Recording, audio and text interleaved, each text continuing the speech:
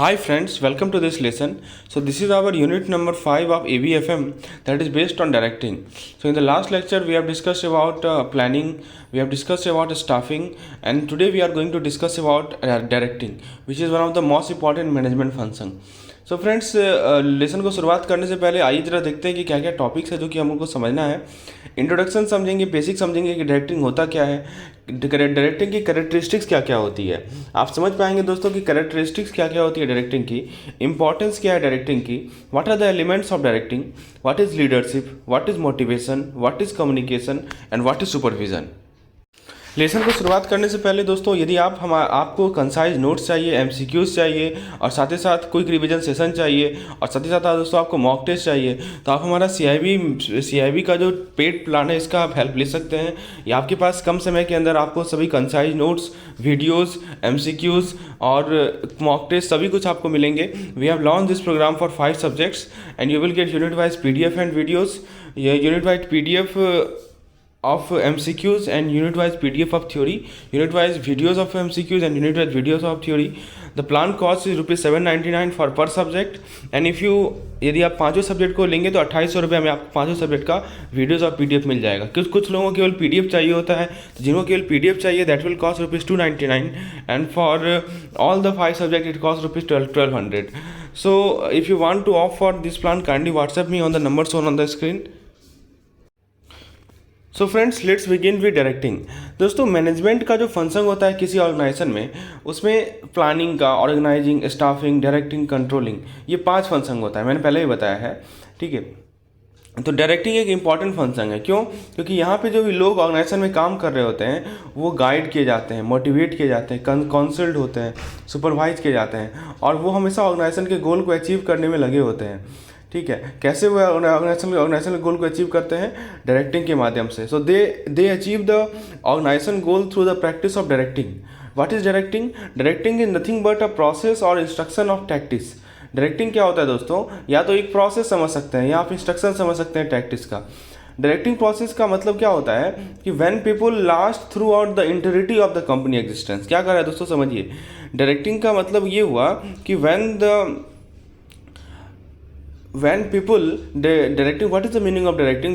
when the process, जो भी आपका प्रोसेस है वो इन लास्ट तक काम करे। ठीक है, वो एक कंटिन्यूस मैनेजरियल प्रोसेस का पार्ट हो, मतलब उसका कोई एंड ही नहीं हो, कंटिन्यूस चलता रहे।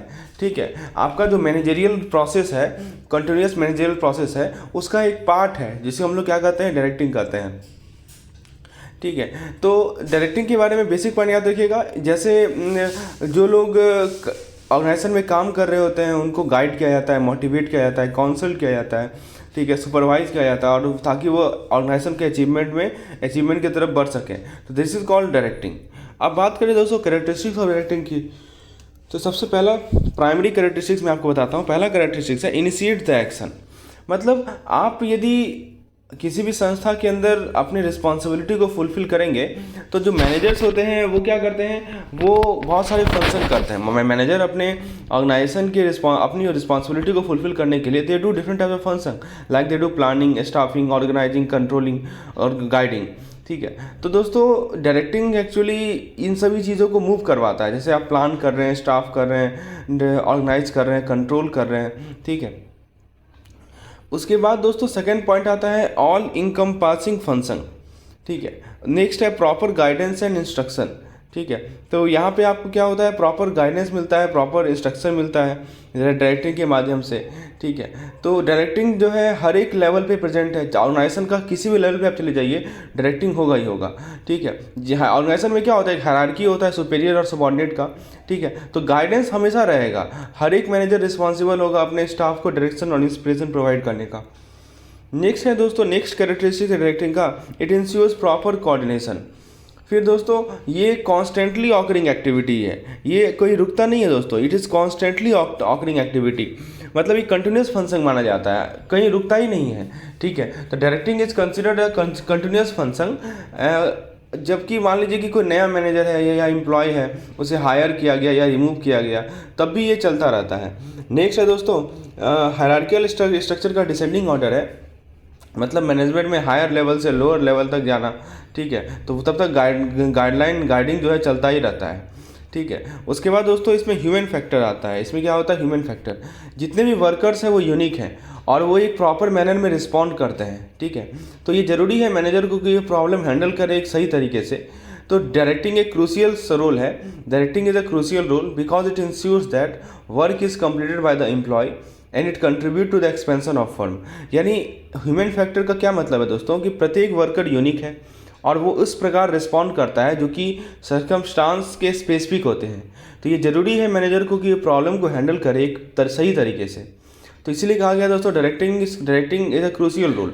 डायरेक्टिंग एक क्रूशियल रोल प्ले करता है क्योंकि ये इंश्योर करता है कि वर्क जो कंप्लीट किया गया एम्प्लॉय के द्वारा and it contribute to the expansion of the firm, और ये एक्सपेंशन ऑफ द फर्म में कंट्रीब्यूट करता है। अब बात करें दोस्तों इंपॉर्टेंस ऑफ डायरेक्टिंग की, what are the importance of directing.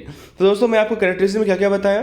पहला, initiate the action, continuous process, clear duty, means of motivation, reduce employ conflict, cope up with change, effective utilization of resource, goal and objective achievement.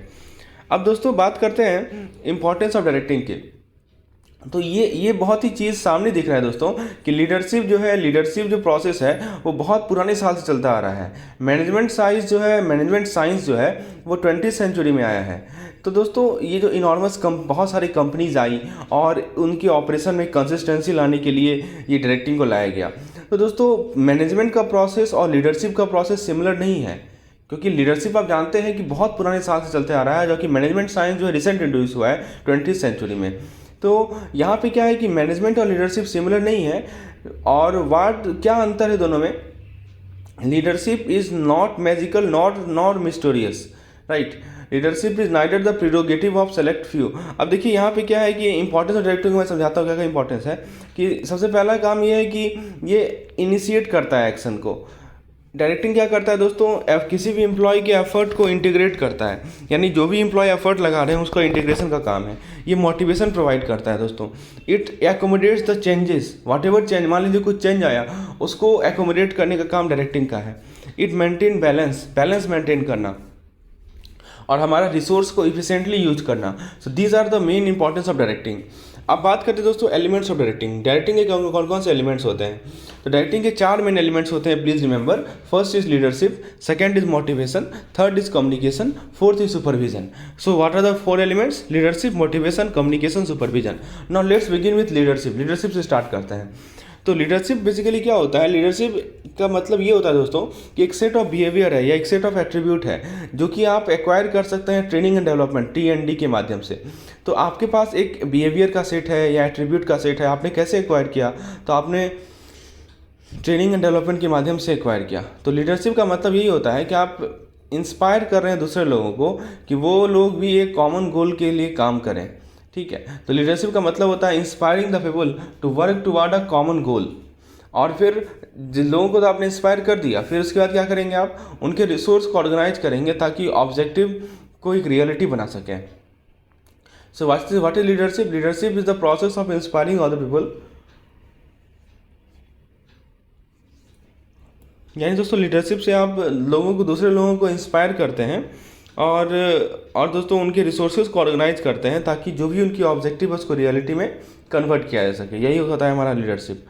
तो leadership का definition है कि आप दूसरे लोगों को कैसे कन्विंस कर सकते हैं, ठीक है, कि वो गोल को एक सही तरीके से प्रॉपरली फॉलो करें। और ये जो एबिलिटी है, ये जो क्षमता है आपकी कि आप दूसरे के एक्शन को मोल्ड कर सकते हैं एक्शन ऑफ अदर, ये ज़रूरी है इफेक्टिव लीडरशिप के लिए। तो दोस्तों ये लीडरशिप का बेसिक मीनिंग समझ में आ गया ना, कि सेट ऑफ बिहेवियर आपकी सेट ऑफ एट्रीब्यूट है जो कि आप ट्रेनिंग एंड डेवलपमेंट से एक्वायर करते हैं और दूसरे को आप इंस्पायर करते हैं कि वो अपने कॉमन गोल के लिए काम करे और अपने रिसोर्सेज को ऑर्गेनाइज करे ताकि अपने ऑब्जेक्टिव को रियलिटी बना सके। तो ये ज़रूरी है दोस्तों लीडर्स को कि विज़न को जनरेट करना, फ्यूचर के विज़न को जनरेट करना और लोगों को मोटिवेट करना कि वो जो फ्यूचर का विज़न है, जो एम्बिशन है, उसे अकम्प्लिश करें। So this is the main role of leadership. Leadership का मेन रोल क्या है दोस्तों, कि जनरेट फ्यूचर का विज़न जनरेट करो और फिर उस विज़न के प्रति उस विज़न की ओर दोस्तों लोगों को मोटिवेट करना। This is the main function of leader, right. अब बात करते हैं दोस्तों trait trait attributable to the effective leaders. जो इफेक्टिव लीडर्स होते हैं उनमें क्या क्या ट्रेट देखी जाती है। पहला, it is a procedure involving multiple people in which manager influences and direct employ towards the accomplishment of predetermined objective. तो वही एबिलिटी टू इन्फ्लुएंस अदर, मतलब क्या होता है दोस्तों कि इसके अंदर एक मैनेजर के पास एक एबिलिटी होती है, एक क्षमता होती है कि वो इन्फ्लुएंस करेगा, डायरेक्ट करेगा अपने एम्प्लॉय को कि वो काम करे जो हमारा ऑब्जेक्टिव है उसे एकम्प्लिश करने में। दूसरा क्या है दोस्तों, दूसरा क्या ट्रेट है, it is reference to some of the characteristics that are inherent in a person. जैसे मान लीजिए इंटेलिजेंस, मैच्योरिटी लेवल, पर्सनैलिटी, तो ये सभी क्या है, कुछ ऐसे कैरेक्टरिस्टिक्स हैं जो कि लोगों के अंदर हैं, which are inherent in a person. Okay, so these are some of the characteristics that are inherent in a person, like their intelligence, maturity level, personality. Next है दोस्तों, next है, it is a procedure that involve more than one person interacting with each other and combining their effort. यानी दोस्तों third option में आप क्या देखेंगे, तो सबसे पहले तो मैंने बताया कि ट्रेट एट्रीब्यूट में क्या होता है कि वो दूसरे को इन्फ्लुएंस कर सकते हैं। दूसरा चीज़ क्या बताया आपको कि ये जो ट्रांसपेरेंसी होती है, राइट। उसके बाद दोस्तों ये इनकरेज करता है रिस्क टेकिंग एंड इनोवेशन, यानी एक ऐसा प्रोसीड्यूर होता है जिसमें एक से ज़्यादा लोग इंटरेक्ट करते हैं एक दूसरे से और अपने एफर्ट को कंबाइन करते हैं। उसके बाद दोस्तों इंटीग्रिटी होनी चाहिए, अकाउंटेबिलिटी होनी चाहिए। जो भी लीडर्स हैं वो इंगेज होते हैं एक्टिविटीज़ में कि वो ग्रुप के बिहेवियर को सेव कर सकें ताकि कंपनी का जो एम है उसको एकम्प्लिश कर पाएँ। और दोस्तों लीडरशिप जो है वो एक खुद के पोजीशन पे डिपेंड करता है, कोई एक सिंगल मॉडल नहीं है लीडरशिप का जो कि दूसरे से सुपेरियर होगा, वो सभी पर्सन के पोजीशन पे डिपेंड करेगा, ठीक है। तो किस सर्कमस्टांस में कि मैनेज किया जा रहा है उस पर लीडरशिप डिपेंड करता है। So ability to influence other, transparency to an extent. उसके बाद दोस्तों it encourages risk taking and innovation, ये सभी लीडर्स के ट्रेट होते हैं। लीडर्स जो होते हैं वो रिस्क टेकिंग में को इनकरेज करते हैं, इनोवेशन को इनकरेज करते हैं। उसके बाद वो उनके इंटीग्रिटी होती है, अकाउंटेबिलिटी होती है, वो एक डिसिसिवली काम करते हैं और दोस्तों वो डिमॉन्स्ट्रेट करते हैं क्या, रेजिलियंस डिमॉन्स्ट्रेट करते हैं। So these are the important traits which are attributable to effective leaders. चलिए ये सब ट्रेट को ध्यान रखेंगे। अब दोस्तों नेक्स्ट इंपॉर्टेंट समझते हैं कि लीडरशिप क्यों इंपॉर्टेंस है, लीडरशिप की क्या इंपॉर्टेंस है। तो सबसे पहला इंपॉर्टेंस है बिगिन्स और स्टार्ट द एक्शन। तो इंस्ट्रक्शन देखिए यहाँ पे क्या बताया गया है कि आप जो रोल, ठीक है, एक्शन जो ले रहे हैं उससे उसको सबॉर्डिनेट कंप्रीहेंड करेंगे अपने काम को और उसको जो भी आपने इंस्ट्रक्शन दे रखा है अपने सबॉर्डिनेट को उसके अकॉर्डिंगली वो काम करेंगे। तो क्या नो मैटर आपने प्लान क्या बनाया हो, जब तक आप उसे एक्शन में नहीं डालेंगे तब तक काम शुरू ही नहीं होगा, ठीक है। तो गाइडेंस का सबसे इंपॉर्टेंट यूज है, तो इसीलिए कहा गया है कि बिगिन और स्टार्ट द एक्शन, यानी कि आप खाली प्लान बना के मत रहिए, आप उसे एक्शन में भी कन्वर्ट कीजिए। ये कहने का मतलब है आप कुछ भी इतना अच्छा भी प्लान क्यों ना बना लें, जब तक उसे एक्शन में कन्वर्ट नहीं करेंगे तब तक कोई महत्व नहीं है। दूसरा पॉइंट लिखा है यहाँ पे, इट कोऑर्डिनेट्स एफर्ट। हम लोग बात कर रहे हैं लीडरशिप की, तो दोस्तों देखिए लीडरशिप इंपॉर्टेंस क्यों है वो समझ रहे हैं कि लीडरशिप क्या करता है कि एफर्ट को कोऑर्डिनेट करता है, ठीक है। यानी आप अपने सबॉर्डिनेट को डायरेक्ट कर रहे हैं कि काम करो। इससे क्या होता है कि जो सुपरवाइजर है वो एडवाइस करेंगे, मोटिवेट करेंगे और इंस्ट्रक्ट करेंगे कि हाँ वो अपने काम को करेगा। जितने भी लोग हैं दोस्तों वो ज़रूरी हैं। यदि हमें सक्सेसफुल होना है तो एवरी सिंगल पर्सन कंट्रीब्यूशन, सभी लोगों का कंट्रीब्यूशन जरूरी है, right. Every single person contribution is essential यदि हमें सक्सेसफुल होना है अपने एम को अचीव करने में।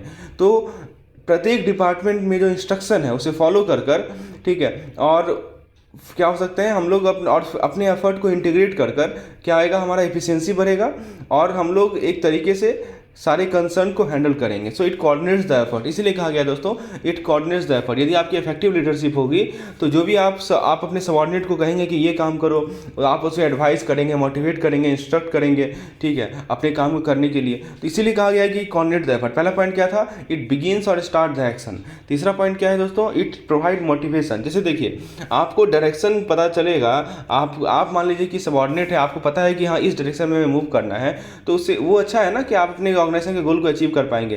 तो मैनेजर का यही पर्पस ही है कि अपने सबॉर्डिनेट के परफॉर्मेंस को इंप्रूव करना। कैसे इंप्रूव करना, उसे इंसेंटिव दे सकता है। मोटिवेशन मतलब क्या हुआ, मोटिवेशन का मीनिंग यही हुआ कि आप उसे इंसेंटिव दीजिए, आप उसे कंपेंसेशन दीजिए, ठीक है, चाहे मॉनेटरी हो या नॉन मॉनेटरी हो, और ये मोरल बूस्टर की तरह काम करता है सबॉर्डिनेट के लिए, ठीक है। तो मैनेजर यहाँ पे कभी कभी मोटिवेशन एलिमेंट को भी यूज करता है। तो अभी हम लोग समझ रहे हैं कि लीडरशिप क्यों इंपॉर्टेंस है, क्योंकि लीडरशिप मोटिवेशन प्रोवाइड करते हैं।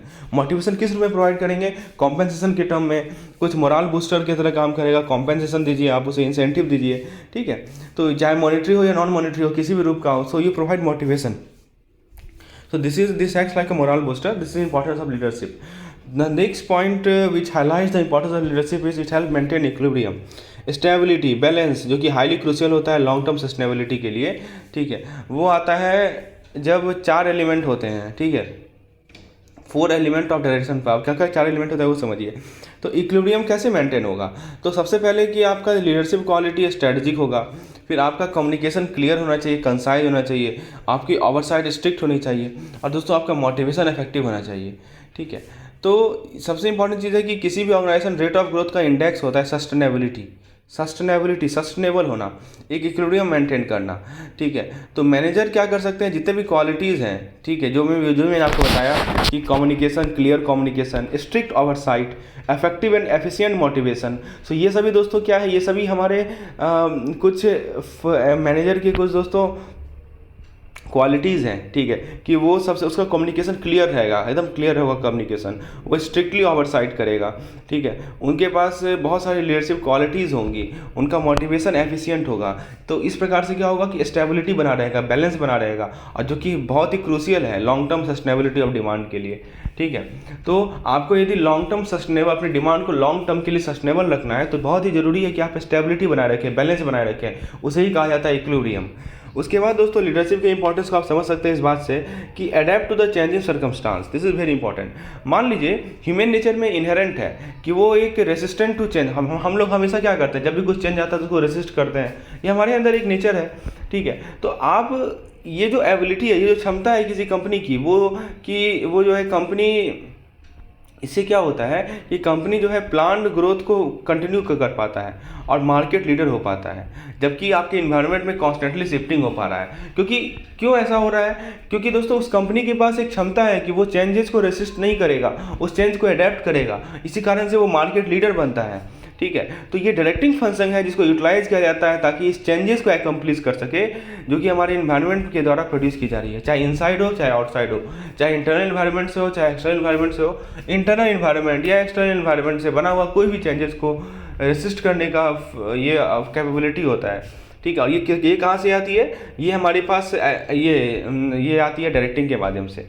तो मैनेजमेंट की रिस्पॉन्सिबिलिटी है कि वो समझाए, ठीक है, कि किस कॉन्टेक्स्ट में और क्या क्या एडजस्टमेंट चाहिए अपने एम्प्लॉय को, ठीक है। और दोस्तों जैसे मान लीजिए कि एग्जांपल के तौर पर मैं आपको समझाता हूँ कि कैसे आप चेंजिंग सर्कमस्टांस को अडेप्ट करने में हेल्प करता है। जैसे मान लीजिए कोई कंपनी है, ठीक है, वो अभी हैंडलूम बना रहा है और वो आप जा रहा है पावरलूम बनाने।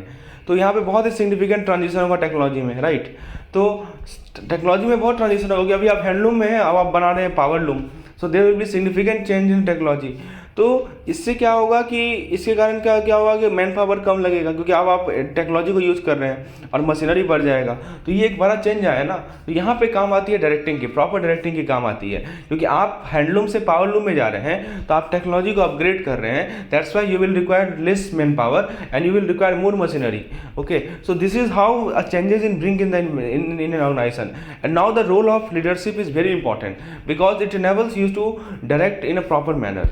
तो दोस्तों ये सभी पॉइंट्स आपको ध्यान रखने हैं इंपॉर्टेंस ऑफ लीडरशिप के लिए। और लास्ट है कि make effective use of available resource. दोस्तों ये समझिए, देखिए सभी सबॉर्डिनेट को पता होगा कि गाइडेंस पता चलेगा फाइनेंशियल मैटर के बारे में, तो किस तरीके से रिसोर्स को इफेक्टिवली यूज़ किया जाए, ठीक है, ताकि वेस्ट हमारा कम हो, हमारा एफर्ट डुप्लीकेट नहीं हो। ऐसा नहीं कि हम एक ही काम को 2 बार कर रहे हैं। So effort duplication should be avoided and overlap of performance को ओवरलैप नहीं हो। तो 3 चीज़ ध्यान रखना है, हम अपने रिसोर्सेज को एक प्रॉपर तरीके से यूज़ करें तो ताकि वेस्ट 0 के बराबर हो, वेस्ट ना हो, एफर्ट का डुप्लीकेशन ना हो और परफॉर्मेंस का ओवरलैप ना हो।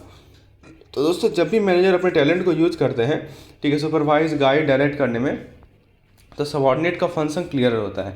तो ये सभी हमारे इंपॉर्टेंस है लीडरशिप के। एक पॉइंट को मैं आपको ध्यान से समझा रहा हूँ, एक चीज़ को मैं ध्यान से समझा रहा हूँ दोस्तों। So if you want such type of videos where each and every concept is explain in detail, you can of for our plan For more detail, you can WhatsApp me on the number provided in the screen. Now let's see what are the leadership role and responsibilities. Leadership की role क्या है, responsibility क्या। अभी तक हमने देखा कि leadership importance क्यों है, क्यों इंपॉर्टेंस है लीडरशिप, क्योंकि इससे आप एक्शन को बिगिन करते हैं, स्टार्ट करते हैं, ये आपके एफर्ट को कोऑर्डिनेट करता है, ये आपको मोटिवेशन प्रोवाइड करता है, ये इक्विलिब्रियम को मेंटेन करता है, ये जो चेंजिंग सर्कमस्टांस है उससे आप एडेप्ट कर पाते हैं, आप अपने अवेलेबल रिसोर्स को इफेक्टिवली यूज कर पाते हैं। अब बात करते हैं दोस्तों लीडरशिप की रोल क्या है, लीडरशिप की रिस्पॉन्सिबिलिटीज़ क्या है। तो लीडर का फंक्शन और रोल समझिए। पहला है डायरेक्शन एट ऑल लेवल। दोस्तों आप इफेक्टिवली लीड कैसे करेंगे, तो आपके पास एक स्किल होना चाहिए, ठीक है, कि हाईएस्ट पॉसिबल लेवल पे ये जरूरी है समझना कि हाईएस्ट पॉसिबल लेवल पे क्या होता है, प्लान बनता है, प्लान का फॉर्मुलेशन होता है, पॉलिसीज़ बनती है। तो अब जब प्लान तो आपने बना लिया, आपने पॉलिसीज़ भी बना लिया, ठीक है, अब उस प्लान को समझना, उसे एग्जीक्यूट करना, ठीक है, तो ये कौन करेगा, ये हाईएस्ट लेवल पे नहीं होता, ये होता है इंटरमीडिएट लेवल पे और लोअर लेवल पे। तो जब आप स्ट्रेटजी को कैरी आउट करते हैं तो लीडरशिप आप देख सकते हैं कि किस प्रकार का डायरेक्शन आप दे रहे हैं, किस प्रकार का एडवाइस दे रहे हैं अपने सबऑर्डिनेट को। यानी आपकी देखिए एक हायरार्की बना होता है एक ऑर्गेनाइजेशन में, जो टॉप लेवल पे बैठे हुए हैं एम्प्लॉय हैं, वो अपने सबऑर्डिनेट को किस तरह का इंस्ट्रक्शन दे रहे हैं, कैसे वो जो प्लान और पॉलिसी जो उन्होंने बनाया है वो किस प्रकार से वो एकम्प्लिश करें, कैसे वो करें। तो ये चीज़ होता है दोस्तों direction at all level. Leadership से क्या होता है कि हर एक लेवल पे डायरेक्शन मिलता है। टॉप वाले अपने सबऑर्डिनेट को बताते हैं, उस मिडिल वाले अपने लोअर लेवल को बताएंगे। So at all level direction should be there. ये रिस्पॉन्सिबिलिटी है लीडर का, ठीक है। ऐसा नहीं कि केवल टॉप लेवल मीडियम को बता दिया और फिर काम खत्म, नहीं, हर एक लेवल पे डायरेक्शन होना जरूरी है। दूसरा लीडरशिप का रोल है वो है रिप्रेजेंटेटिव ऑफ ऑर्गेनाइजेशन।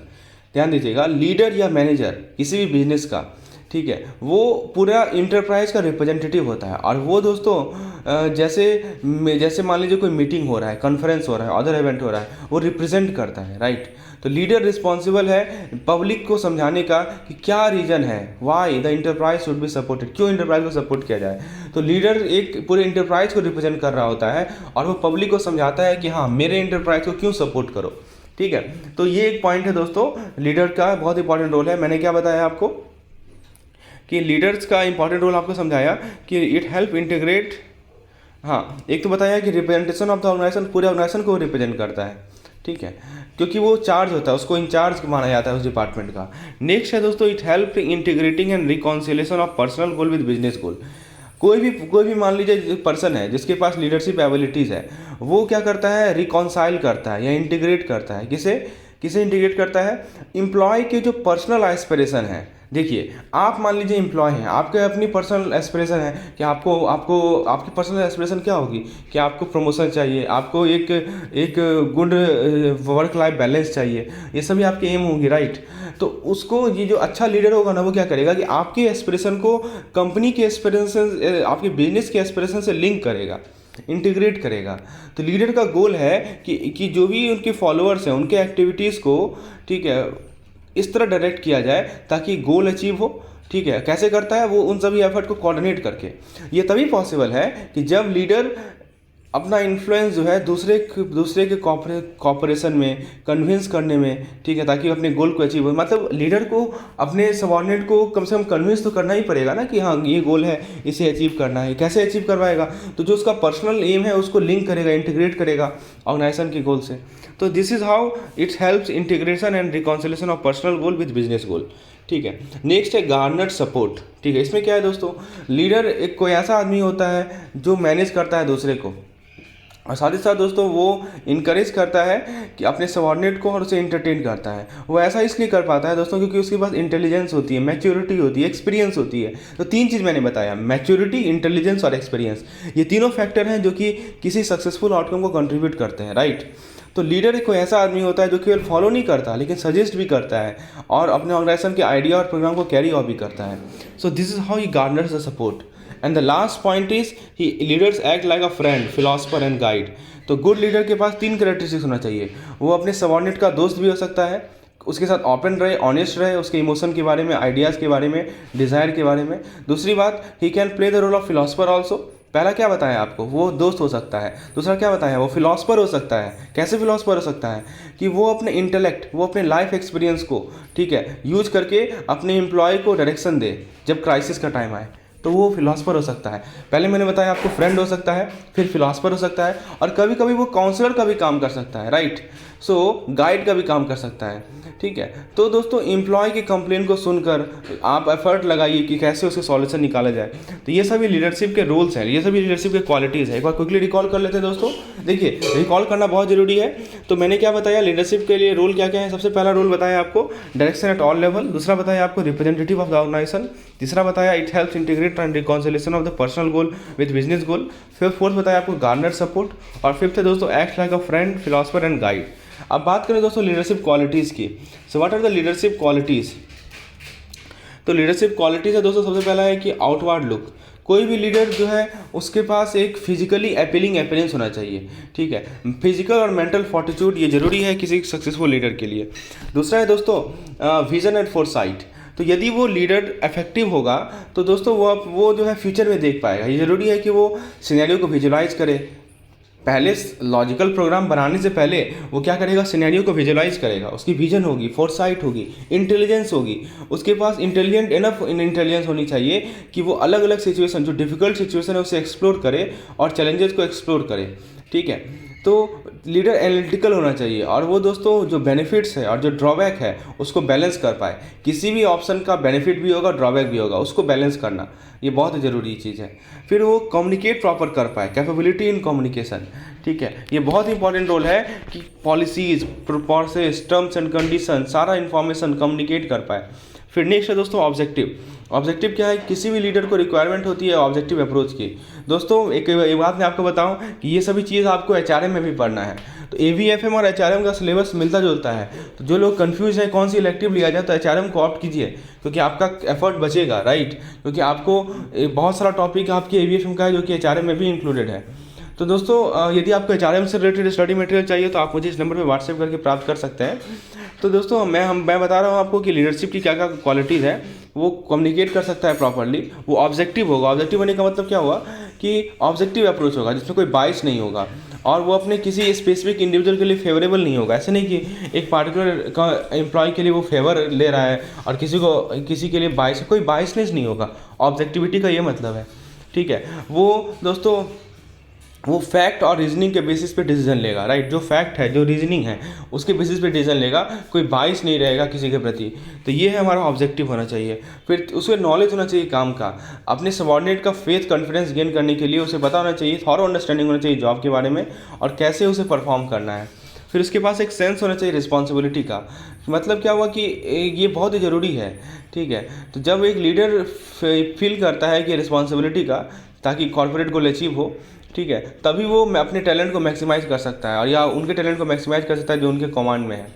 फिर दोस्तों नेक्स्ट है self confidence and ability to exert one wills, ठीक है। तो उसके अंदर ये जो दो क्वालिटीज़ है, ठीक है। सेल्फ एश्योरेंस ज़रूरी है ताकि आप अपने सबॉर्डिनेट को के ट्रस्ट को जीत पाएँ, ठीक है। और दोस्तों वो क्या होगा कि वो चैलेंजेस को फेस कर सके फुल डिटर्मिनेशन के साथ। ह्यूमनिस्ट होना चाहिए, लीडर के पास एक एबिलिटी होना चाहिए कि वो जो है लोगों को डेली बेसिस पे डील करे, ठीक है। और जब भी लीडर डील करता है पर्सनल इशूज से, अपने सबॉर्डिनेट के पर्सनल इशूज से, तो वो एक्सट्रीम कॉशन और फोकस को एक्सरसाइज करता है।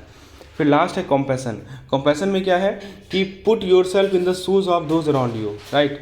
मतलब आप अपने आप को जो भी आपके आसपास हैं उनके साथ, उनके जगह रख के देखिए। ये बहुत ज़रूरी है, क्योंकि इसी के बाद दोस्तों जजमेंट और फेयरनेस को कंसीडर किया जाएगा। तो लीडर को पता होना चाहिए कि क्या इशूज़ हैं, क्या कंप्लेन है जो कि एम्प्लॉय दे रहे हैं, एम्प्लॉय के द्वारा क्या इशूज़ है, क्या कंप्लेन है, ठीक है। और एक क्या क्या रिक्वायरमेंट है, क्या गोल है जो कि एम्प्लॉय के द्वारा सेट फॉरवर्ड होना चाहिए, ठीक है। उस पर भी ध्यान रखना है। इससे क्या होता है कि ह्यूमन इंटरेक्शन बढ़ता है और पर्सनल कॉन्टैक्ट बढ़ता है वर्कर के साथ, तो कंपैशन होना। तो आज के लेक्चर को में हम लोग यही का समाप्त करते हैं। अगला लेक्चर पेड मेंबर के लिए अवेलेबल होगा। जो लोगों ने पेड कोर्स में पार्ट लिया है उनको मैं लेक्चर प्रोवाइड करूँगा। तो दोस्तों एक बार क्विकली रिकॉल कर लेते हैं क्या क्या पॉइंट हमने डिस्कशन किया। This is very important recalling. तो डायरेक्टिंग के बारे में आपको बताया। डायरेक्टिंग इंपॉर्टेंट फंक्शन है, क्योंकि इसमें अंदर लोग जो कि ऑर्गेनाइजेशन में काम कर रहे होते हैं वो गाइड होते हैं, मोटिवेट होते हैं, कंसल्ट होते हैं, सुपरवाइज होते हैं और ऑर्गेनाइजेशन के गोल को अचीव करने के प्रति काम करते हैं।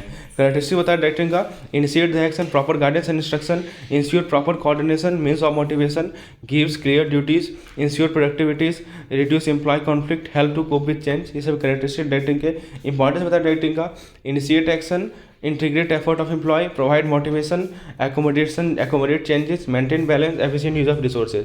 एलिमेंट बताया डायरेक्टिंग का 4 एलिमेंट होते हैं, leadership, motivation, communication, supervision. Leadership के बारे में आपको बताया कि आप लोग दूसरे लोगों को इंस्पायर कर रहे हैं काम करने के लिए, ताकि जिनका कॉमन गोल हो, ठीक है, और उनके रिसोर्सेज को भी ऑर्गेनाइज कर रहे हैं ताकि ऑब्जेक्टिव को रियलिटी बना सकें। क्या क्या ट्रेड्स है जो कि इफेक्टिव लीडर के लिए एट्रीब्यूटेबल है? पहला, influence other, transparency, encourage risk taking and innovation, act decisively, demonstrate resilience. Importance बताया कि आपको सबसे पहले एक्शन को स्टार्ट करना है, एफर्ट को कोऑर्डिनेट करना है, मोटिवेशन प्रोवाइड करना है, इक्विलिब्रियम मेंटेन करना है, चेंजिंग सर्कमस्टांस को अडेप्ट करना है, और इफेक्टिव यूज करना है अवेलेबल रिसोर्स का। दोस्तों बुक में आप पढ़ने जाएंगे ना तो यही पॉइंट सब 10-10 पेज में लिखा हुआ है, और उसको मैं आपको शॉर्ट में प्रोवाइड कर रहा हूँ। लीडरशिप का रोल क्या है, रिस्पॉन्सिबिलिटी क्या है, direction at all level, representative of the organization, help integration and reconciliation of personal goal with business goal, it garner support, it act like a friend, philosopher and guide. Leadership quality क्या है, outward look, vision and foresight, intelligence, capability in communication, objective, knowledge of work, sense of responsibility, compassion, humanist. तो अभी मैंने आपको explain कर दिया एक point कि ऑब्जेक्टिव का मतलब क्या है, कंपैशन का मतलब क्या है, ठीक है, everything we have discuss. So in the next lecture which will be available for paid member, I will provide you detail regarding leadership model, authoritarian leadership, participative leadership, सभी के बारे में बात करेंगे। एक एक पॉइंट आपके एक स्लाइड में जो पॉइंट मैंने लिखा है ना बुक में, वो 4 पेज में दिया हुआ है, उसको मैं आपको एक स्लाइड में प्रेजेंट कर रहा हूँ। Okay, so it requires lots of effort to prepare such slides. Okay, if you need such type of PDF, kindly WhatsApp me on the number shown on the screen. Thank you.